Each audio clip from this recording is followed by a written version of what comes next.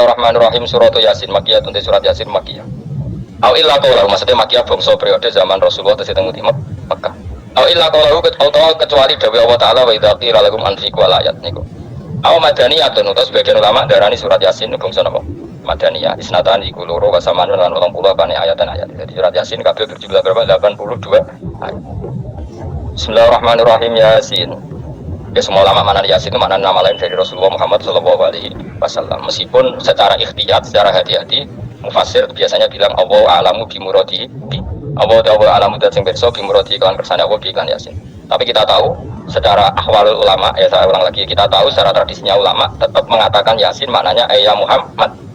Buktinya terusannya apa? Innaka laminal mursalin. Innaka ke siapa coba? Ke Nabi kan, Nabi Muhammad. Berarti Yasin wahai Muhammad kamu adalah mursalin. Apalagi ada istimewa yang sudah konsensus seluruh dunia, misalnya sholatullah salamullah ala toha rasulillah, sholatullah salamullah ala yasin habibillah. Jadi makanya saya berkali-kali bilang, saya pernah ngisi pengajaran tafsir di Madura juga bilang gitu, ada disiplin ilmu tafsir dan itu kadang ketatnya ikhtiyat itu hati-hati, sehingga tetap bilang Allah alamu bimuradi kita. Tapi meskipun demikian ada konsensus masif dari para ulama yang menggunakan Yasin Toha itu untuk Rasulullah SAW. Karena secara siakul kalam pasti demikian. Misalnya di juz 16 ya, surat Toha itu ya, 16 ya.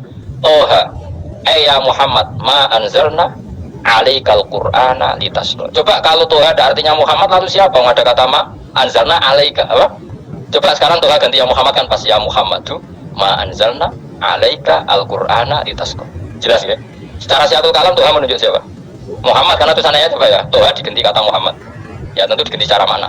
Ya Muhammadu ma anzalna alaikal Qur'ana litasqa. Yasin juga ganti aja. Ya Muhammad demi Quran yang hakim, innaka ya Muhammad laminal mursalin. Sehingga meskipun mufassir secara disiplin ikhtiyatnya kehati-hatiannya bilang innaka laminal apa? Awa alamu bimuradihi bidzalik, tapi secara ahwalul ulama tetap Toha dan Yasin adalah ismun min asma'i Rasulillah sallallahu alaihi wasallam. Karena kata dia salatullah salamullah ala Toha Rasulillah, salatullah salamullah ala Yasin habibillah. Jelas ya. Jadi antara istimalnya ulama itu beda dengan keikhtiatan mufassir, dan tentu kita milih yang istimalnya ulama karena itu lebih gampang supaya kata alaika khitab itu kena apa? Kena mukhatabnya siapa? Terus ketiga kata Ibnu Jarir At-Tabari, nggak mungkin Allah mengkhitabkan sesuatu dengan sesuatu yang nggak bisa dipahami. Karena orang Arab dan zaman itu paham Yasin adalah Rasulullah, Toha adalah Rasulullah, sehingga ada khitab itu. Buktinya orang kafir zaman itu nggak pernah menyoal gini, Muhammad katanya Quran itu indah mudah difahami, ternyata ini adalah lafaz-lafaz yang kita tidak paham. Nyatanya orang kafir tidak gugat seperti itu menunjukkan bahwa penggunaan Toha dan Yasin adalah ma'ruf dan difahami. Paham? Jelas ya? Soal nanti ikhtiyat saja, kita ikhtiyat paham ya, tapi tetap difahami apa? Tetap difahami. Buktinya jelas kan, Toha ma anzalna alaika, berarti diganti saja ya Muhammad ma anzalna alaika al-Qur'ana litasqa. Pun jelas ya. Wal Qur'ani demi Qur'an al-Hakimi kang bijak. Ayil muhkami tegese kang kuat utawa kang kukuh. Kukuh maknane indah. Aji binasmi kelawan keajaibane susunan wa badil ma'ani lan keindahane makna. Innaka satemene sira ya Muhammad lam nal mursalin setengah sangking wong sing diutus. Sungguh terus masuk wong sing diutus apa? Ora sekedar diutus ala siratin kowe ngatasi jalur atau dalan mustaqim kang jejeg. Muti alaikum ta'alikun ta'aluk melakukan para kang sedurunge iki dawuh. Tariqil anbiya tegese kowe iku sesuai dalane para nabi qoblaka sedurunge sira. Manane tariqil anbiya ya tauhid tegese tauhid wal hudalan petunjuk. Wa taqidu tinau kiti bil qasami lan qasam khairi lan liyane qasam ngrad niku nolak likul kufari marang ngucape wong kafir lalu maring nabi wong kafir komentar ning nabi napa lasta mursalah Muhammad iku ora rasul. Terus Allah jawab innaka laminal mursalin. Tanzil al-azizi kang kowe iku dadi rasul mergo untuk turunan untuk keturunan Quran sing aziz. Sing tanzil al-azizi. Kang Quran iku dadi sesuatu sing diturunno Allah sing aziz. Himul ki dalam kerajaan ar-rahimi kang welas bi khalqi lan makhluk Allah. Utai lafat tanzil khabar mutadir. Ya karena Imam Suyuti baca tanzilu sehingga dia nerkep nyamuk. Tapi kira kita kan baca tanzila. Makanya saya berkali-kali ngaji itu sama guru Imam Suyuti, dia itu bacanya tanzilu, makanya dia nerkep jadi khobar. Sementara kira kita tanzila, maka kita nerkep jadi maf'ul mutlaq. Paham ya? Makanya kamu gak usah bingung lagi kok. Jadi khobar padahal macamnya tanzila. Utawa bigung mergo ora paham pilihane loro tok. Ya. Jadi yang jelas Imam Suyuti itu kadung milih rofa, makanya dia nerkep khobar. Paham ya, tanzilu, makanya dia nerkep apa? Khobar. Kalau kita bacakan tanzila, maka itu maf'ul mutlaq atau nyimpan kata amdahu. Ayat Quran itu kese Quran. Khobar mubtada'in muqaddarin. Apa sing kang aran Tanzilul Aziz ya Quran itu tentu Quran. Quran itu tujuannya dihitung dira supaya ngekei peringatan sira bil Quran kauman ing kaum muta'alikun bitanzil. Mang dira kang ora dikei peringatan sapa abang bapak-bapak wong akeh elam yung zero. Dadi ora dikei peringatan sapa akeh di zaman fatra ing zaman. Ya jadi Quran itu gunanya ya membuat logika yang benar supaya orang itu menghindari kesalahan. Jadi menakut-nakuti itu kalau nggak harus tentang neraka, takut dari kesalahan, takut dari kebodohan. Kan kita juga takut kan punya pemimpin yang salah, takut punya kasus, takut kepleset. Ketakutan tidak harus dari neraka. Makanya saya berkali-kali bilang, saya sering duduk di nasihati Mbah Mun, enak-enak alim, ojo sering mau tafsir, mari goblok dari Mbah Mun. Maksudnya mari goblok itu gini, mufassir itu manusia, kadang dia itu satu ayat umum, dia mendiktekan ke satu kasus, padahal kasusnya lebih umum. Makanya berkali-kali sama nani umpomong ini, contohnya ini, karena nanti itu mengikat. Misalnya gini ya, saya ulang lagi ya, dan kayak mau wong alim. Ini kan malam 23, saya itu nggak pernah loh ngitung sengaja tadi lain malam 23 kita insya Allah nginjak juz berapa? 23. Ini insya Allah barokah sekali. Tapi rasa harap Lailatul Qadar biasa wae. Orang kelas e, wis ben sing tok Lailatul Qadar ben wali-wali wae kene entuk cipratane wis cukup. Lha wong trawe arang-arang ya jaluk. Iya kalau kita mintanya dianggap mau minta, kalau dianggap ulama. Coba andekan kapasitas Anda itu RT minta jadi presiden itu ngelama apa doa? Tidak jawab saja. Ngelama. Jatah kamu untuk adab, kok jaluk Lailatul Qadar ngelama apa Anda? Mestinya jalukmu orang untuk adab itu bagus sih. Paham ya? Banyak ulama ada istisqa gak mau, banyak itu lama. Ayo istisqa kita karena sudah lama gak hujan. Kata ulama tadi, jatah kita ini kena hujan batu dari langit. Gak hujan batu sudah bagus, gak usah minta. Ulama itu macam-macam. Lah rai-rai ini ki pantas untuk Lailatul Qadar apa adab aja jawab. Ayo. Orang tuh adab itu bagus. Ya tadi dongane ya Allah. Ampun jenengan siksa la tu akhidna. La tu akhidna maknane njuk Lailatul Qadar kok ora disiksa. Ya makam kita itu masih Robbana la tu'akhirna. Iku supaya gak disiksa innasina waktu kalau kita salah. Kowe kan gak kalau. Wah sudah salah kok. Jadi dongo innasina waktu sange apikane pangeran wae ditabekin. Kalau kita salah. Kalau kita kan tidak ada kalau lagi sudah. Sudah jelas salah berkali-kali kan. Kowe wong diisin. Ora jaruk Lailatul Qadar gak diisin. Tapi ora wong pangeran apian. Pangeran kan tapi misalnya pangeran ora aku luwih apian dibanding aku. Jadi sowe disahno permintaan. Tapi gak dikabulno. Mau disano, tapi rasa apa? Disano itu imam jalin dan goblok dia meneh, macam-macam. Makanya doa paling fair itu ya Rabbana dzulamna anfusana wa lam taghfir lana wa tarhamna lanakunanna. Makom kita itu disepuro pangeran. Sing bener donga traweh-traweh lho ning Tuban ning Jogja wis bener. Apa innaka afuwun karim tuhibbul afwa fa'fu anna. Ora ono guru-guru kita donga ya Allah anilna lailatul qadar ya Allah. Ka ora sarah iki kita ora ono ngajarno ngono ya Allah innaka afuwun karim tuhibbul afwa fa'fu anna. Jenengan kendhat sing kathah nyepurane lan seneng nyepuro impun jenengan sepuro. Iku wis bagus sudah. Untuk lailatul qadar kira iso srengenge. Terus delok angin. Angger daerah gunung itu banter terus anak-anak. Gue wong tahu diri, maksud kula dia tetap minta Lailatul Qadar tapi tahu diri. Misalnya suwe bersedekah, puasa salat 1000 rakaat terus utang si sahur sampai 10 toko-toko sing mbok dolimi jalmi 10. Pas kowe tenan mergo ngrasa ora dolim untuk Lailatul Qadar. Tapi kira ngrasa ora dolim wis ujug sombong. Wong sombong kira berkah meraih. Terus iku dia biasa wae. Makom kita ora kena adab itu sudah luar. Ora penuh adab piye.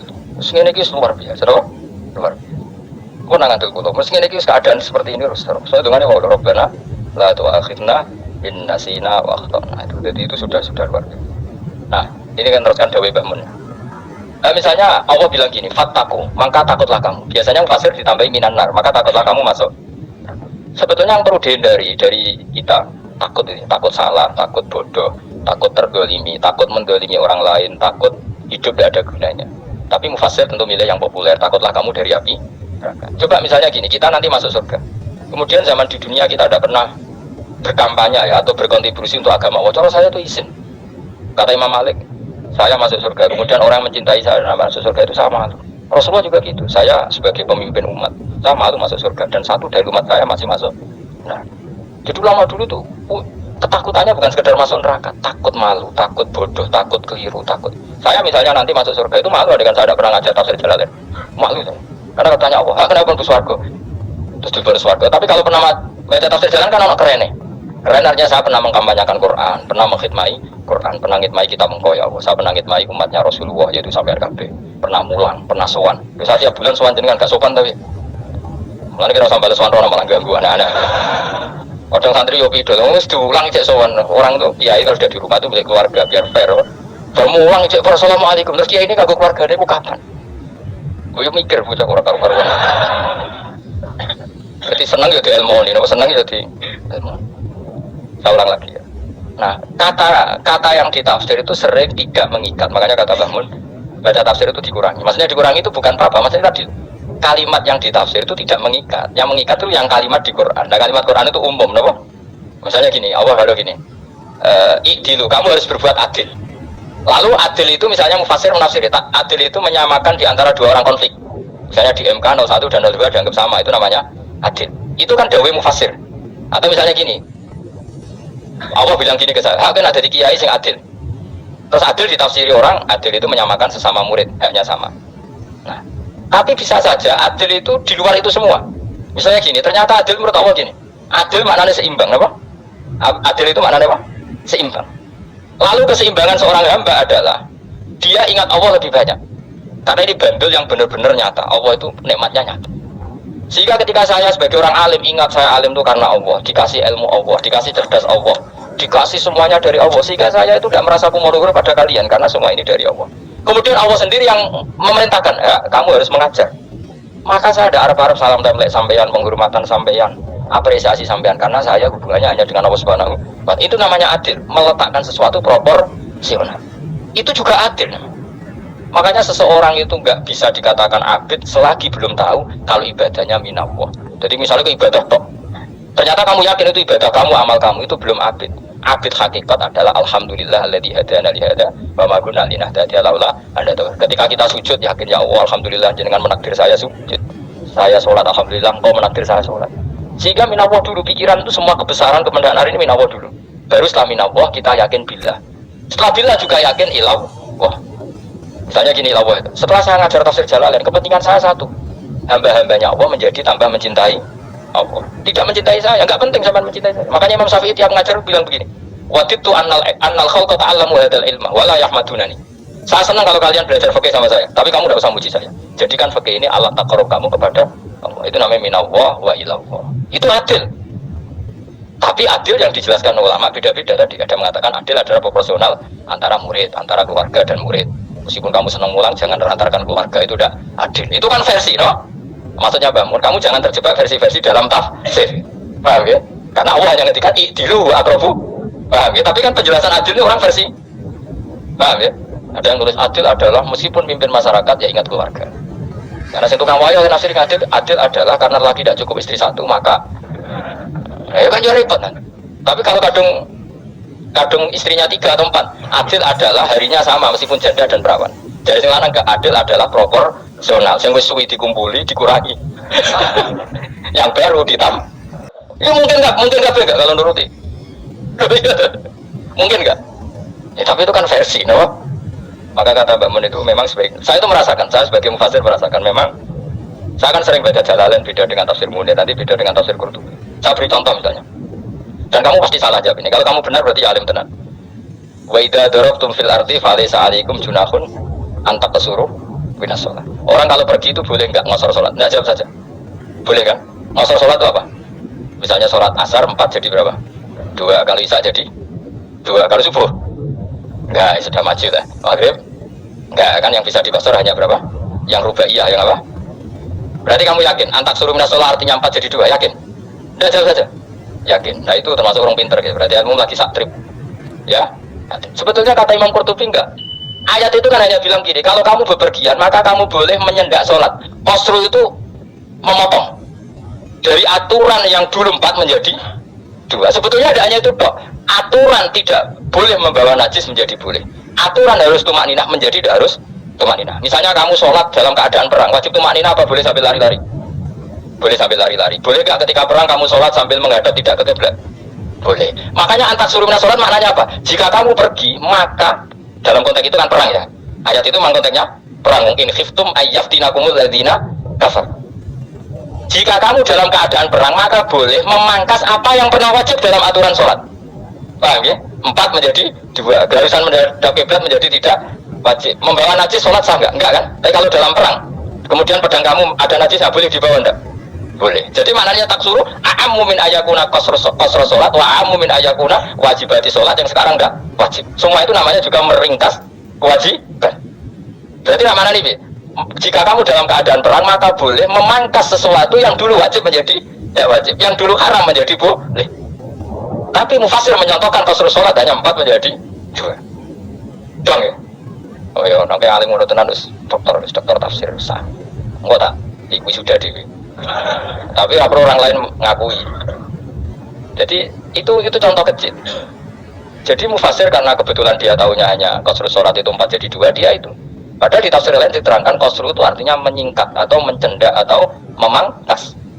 Dulu wajibnya sholat itu gak boleh bawa sesuatu yang najis. Tapi kalau sholat dalam keadaan perang dan pedang kamu ada darahnya, boleh nggak dibawa? Boleh. Bahkan Allah menyuruh dibawa. Dan boleh nggak madhep kiblat. Fa in khiftum farijalan aw rukbana tadi fa idza amintum fadhkurullaha kama 'allamakum. Ketika keadaan aman baru sholat sesuai standar. Nah berarti kan ada qasr sholat, ada pemangkasan aturan sholat. Kayak misalnya begini. Dalam keadaan normal boleh nggak kamu motong pohon pisangnya tetangga tanpa izin? Nggak boleh kan? Tapi misalnya ada banjir bandang, kemudian kamu bisa selamat kalau motong itu wajib izin apa malah haram izin? Haram izin, harus kamu langsung potong, karena kalau tanpa begitu kamu dan yang punya wajib meridhoi. Kalau kamu meridhoi disalahkan syarak malah. Paham ya? Jadi ini penyolongan yang wajib. Tapi tak sebab potong kayak ngelangin, terus gedangnya kepangan, itu berlebihan. Karena Allah memaklumi hanya untuk ngelangi.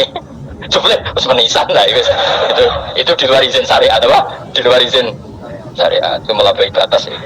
Syaratnya boleh itu ghairu baghi wala adfamani turro itu darurat syaratnya ghairu baghi wala dan tidak boleh melebihi batas. Oh apa ngetok gedangnya jupuk sih sing mateng dipangan terus diketok.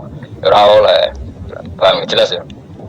Makanya kalau ngaji tafsir saya kan berkali-kali ada makna di tafsir Imam Suyuti saya tambah umpamanya ini. Maksudnya umpama itu supaya contoh itu tidak mengikat. Jadi yang disebut beliau itu satu dari sekian potensi ribuan contoh. Ya kayak tadi misalnya antak suruh minas sholat. Itu umumnya ulama membayangkan qasr sholat yang 4 jadi 2. Padahal enggak, maknanya meringkas aturan dari wajib menjadi tidak wajib. Bahkan sebagian aturan itu dikatakan haram, tidak haram. Itu tadi misalnya bawa najis, satu teman kamu mau dibaca orang kafir, terus kamu bilang, hati-hati, itu tidak batal kalau dalam sholat siddatil khauf. Paham ya? Jelas? Semaju lah, malam terlalu likur, lelatul. Soal wis gumen be wong-wong, bingung ora ilmune wong-wong. Ma ungziro abahum, lam yung tairu tegese ora den kaya wedi sapa ngake fi zamanil fatrah ing dalam zaman fatrah. Ya sama seperti ini. Orang tidak mendapat ingkar itu di zaman fatrah, zaman enggak ada rasul. Tentu tidak hanya itu tok. Ada rasul tapi orang itu jauh dari komunitas ulama. Itu juga termasuk orang yang tidak mengalami ingkar. Jadi tidak mengalami ingkar bisa di zaman fatrah atau sudah ada rasul tapi dia jauh dari ulama atau jauh dari komunitas Islam. Itu juga komunitas yang tidak mengalami ingkar. Baru mengkoto wong akeh kaum iku khofidun lali kabehane di manis sing iman parustilan bener. Itu contoh paling gampang kan ada ya mesti bener itu loh. Kalau kamu ngasih tafsir Jalalain ya yuhan nasu butuh rabbakum. An-nasu biasanya tafsirnya kan kufaru Makkah, napa? Padahal di situ nas semua manusia apa kafir Mekah?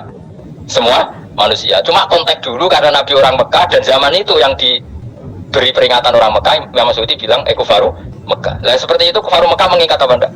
Enggak kan? Enggak, karena yang dituruni Quran yo kafatal linnas. Tapi ayat nasu di Jalalain sering ditulis apa? Kufaru Mekah. Nah, seperti itu tidak mengikat. Itu contoh saja, Pak. Contoh saja dalam konteks zaman itu. Paham ya? Jadi banyak, makanya tafsirnya enggak ngikat. Ya, tapi yang ngomong itu harus orang alim. Kalau kamu yang ngomong malah kacau. Kemudian ngomong sombong, maksudnya kan manusia, saya juga manusia. Ngapain saya harus ikut? Ya sarap itu. Ora, sombong sarap, no? Sombong sarap. Lakot hakot teman-teman fahum, lakot hakot teman-teman nyata pak alkohol wa petita. Ayo wajib berarti wajib mana nyata alaksarim. Yang atas saya wakil bila ada. Lakot hakot teman-teman jadi nyata pak alkohol wa petita anane adab.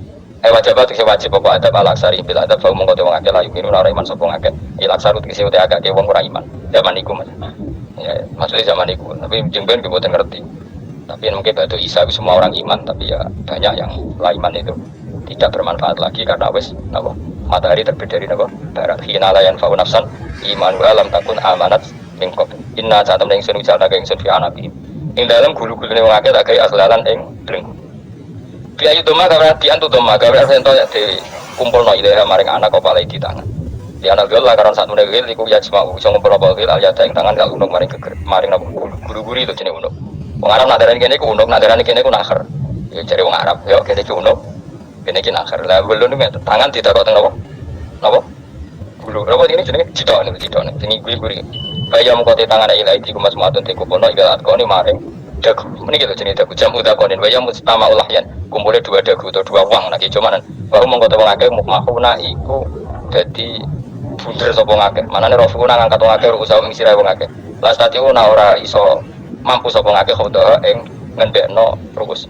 Mana dia maksudnya bahwa ada iki mutamsilun mau bayangan, mutamsil gambaran. Mulane kula gumun be ulama riyen. Tak contohno ya, nek ulama dhisik utek wong dhisik nak darani bun neraka digludungno. Wong kafir sok ben digludungno ning neraka. Iku yo pancen ngalim tenan wong dhisik. Mergo gambarane ngene, ora usah praktekno sok ben, praktekno saiki wae. Nek praktekno sok ben kok sok ben mlebu neraka. Dadi ngeten wong nak lugu ngene, wong Arab nak darani iki ason-ason terus ngeten.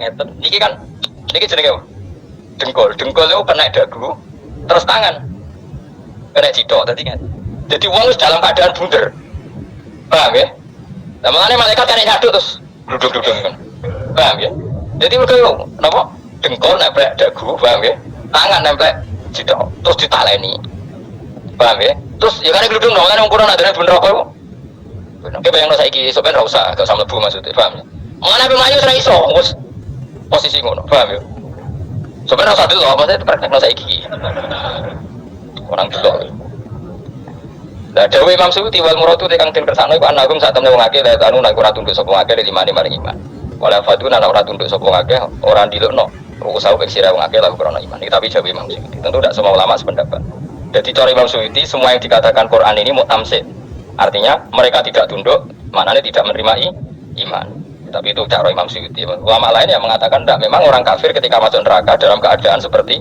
itu dan digeludung. Ya tidak apa-apa sama-sama benar. Ya sama-sama benar karena ya Quran itu milik bareng, milik bersama. Jadi kan banyak kalimat kayak tadi mengkosor sholat, meringkas sholat 4 jadi 2 yang meringkas, paham ya? Dari aturan ketat menjadi agak longgar juga meringkas. Jadi semuanya namanya memotong apa? Memotong dari 4 menjadi 2 ya memotong, paham ya? Dari aturan wajib menjadi tidak wajib juga memotong. Itu kan sama-sama benar, lihat nanti konteksnya. Wajah lan gawe sapa ingsun mimpeni aitim saking ngarepe wong akeh sadan yang tutup. Amin khalfim saking gurine wong akeh sadan yang tutup. Fathisin sadan wa tumiha lan tumai sin sudan fil mauti ing panggonan loro. Paksena mongko ngekeki gelap ingsun ing wong akeh mongko te wong akeh lan sirun ning ali sapa wong akeh. Tamsilun iki contohna edon isa diturukil iman maring ketutupe dalan iman ali ing atase kufar. Nah dari maksud iki kabeh iki mau tamsil dadi ngene. Dari depan kami kasih tutup, dari belakang kami kasih tutup, kemudian mereka saya kasih kegelapan, maka mereka tidak tahu. Maknanya apa? Dari arah depan yang mereka nggak ngerti pentingnya iman, dari arah belakang yang mereka tidak ngerti pentingnya iman, maka mereka buta, artinya tidak iman. Itu dari Imam Suyuti. Tamsilun ini hanya perumpamaan lisat diturukil iman, yaitu tertutupnya jalan-jalan iman. Tapi ulama lain mengatakan ya enggak, memang pernah ada peristiwa di mana orang kafir ngepung Rasulullah dan mereka dari depan matanya dihalangi, dari belakang dihalangi, sehingga ketika Rasulullah keluar mereka tidak melihat. Itu ya nyata ya, jadi makanya ngaji ya. Jadi kan keren. Oh ini ada sekian tafsir, terus gue ngomong kan kayak wong alim keren. Nah tak kata siapa? Ono rekamannya. Tapi orang ngaji dhewe. Nah tapi kata siapa? Ada rekamannya. Nah aku tak ada kata siapa Gus? Tak dudono kitabe. Lah apa? Dudono rekaman. Iku sampai zaman akhir kan wis maju. Sampai sing itu kan enak kan jadi orang alim enak nanti itu jadi orang alim ya rugi tadi nanti kan gitu Syaikhul Qadir masuk surga entah ini gelombang kedua dan para penggemarnya jadi akhirnya sing alim tenan yang swarga sing kedua dan para penggemarnya aku rasa alim kan cukup penggemar jadi aku sebenarnya rugi kan Gus Pura masuk swarga kedua dan para penggemar waduh terus jebule padha ae